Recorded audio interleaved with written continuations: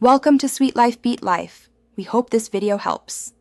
In this video, I will explain how to use organic maps, only ways. Open organic maps, enable location, and grant offline storage to prepare before you travel. Search for destinations with the magnifier, pick walking, cycling, or driving, and follow the highlighted route. Tap POI icons for details and contact info, and use the Layers button to reveal trails or public transport stops. Practice a short trip to build confidence and personalize pins and settings.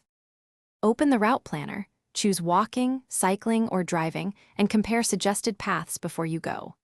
Start navigation to get clear turn-by-turn guidance, audible prompts, and an ETA so you can stay on schedule.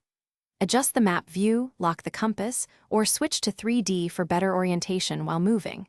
If you prefer privacy, enable offline mode and rely on downloaded maps for reliable guidance without data connectivity.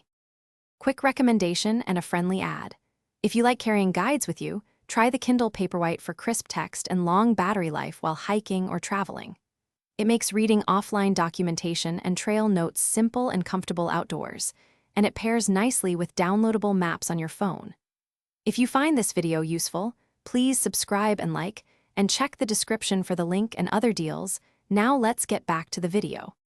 Before heading into low signal areas, download the map region you need and confirm files are complete in settings.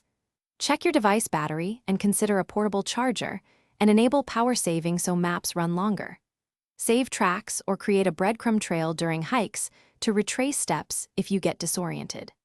Share an estimated arrival time with someone for safety, and test offline routing on a short route to confirm everything works.